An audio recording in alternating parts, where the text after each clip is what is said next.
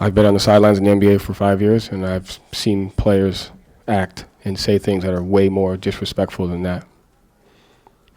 And then on the second one, because it seemed like Jaylen went to a different referee, and the first one was maybe still interacting with him. What was happening there on the second one? I didn't necessarily see what was happening on the second one, but I got a clear explanation on the first one.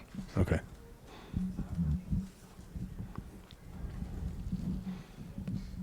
I'm doing everything I can to not cost myself $25,000. I understand that.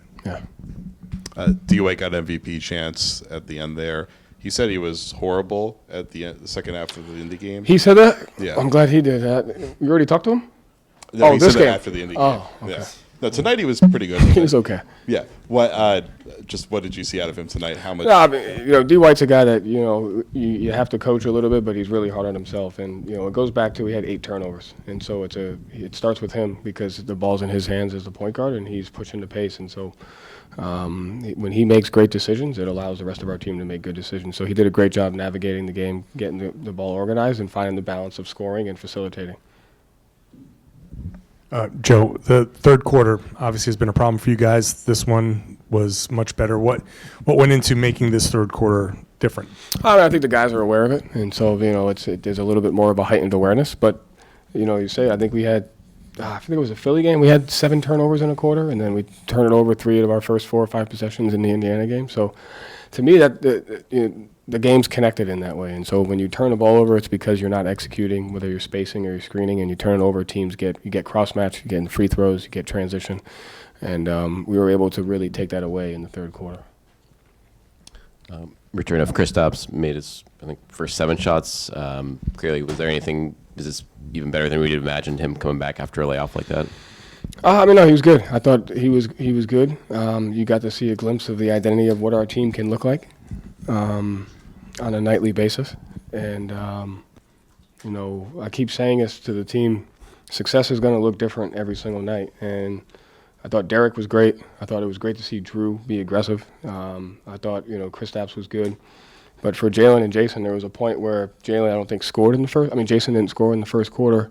And Jaylen had taken like 3 shots, and you couldn't tell because they were doing other stuff. And those guys are defined by one thing, but in reality, like that to me is success because they allowed their teammates took the pressure off of them, and they facilitated. And like that is what it's going to take for us to like be great is the balance. Like there's going to be nights where they're going to have to be amazing, and there's going to be nights where we got to play like we did tonight. And the more we can be connected and trustworthy on that. It's super important, but I thought that was great by both of them to be facilitators, and it shows that because they empowered the rest of the guys, and we're all connected. You mentioned Drew's aggressiveness. What allows him to have a night like this?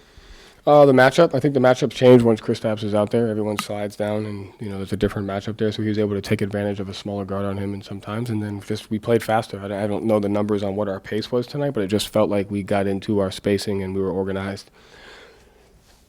Excuse me.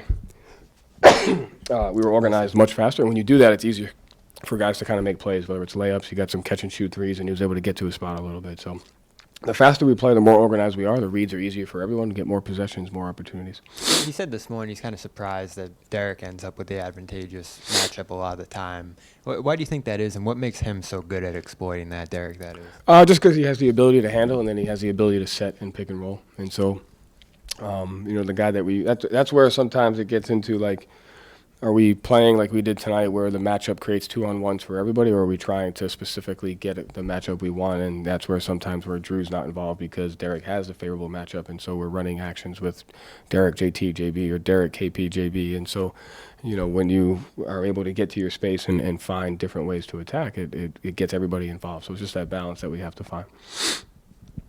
They started hard tonight for the second half, and then you guys went to that JTKP pick and pop, and were still getting the viewers you wanted. Because how important is that when you see the opponent make a big adjustment, that you can still get to the same stuff and make it work. Yeah, I mean, I don't know if they went to that to change the pick and roll coverage because it was similar to what Robinson was doing. Yeah, so but it's still like tonight we recognized different coverages. So they were in drop and we were able to attack downhill. We were able to get pick and pops, and then our veer reads, which is usually later in the shot clock and a little harder for us to recognize. We were able to recognize the earlier, get to the proper spacing.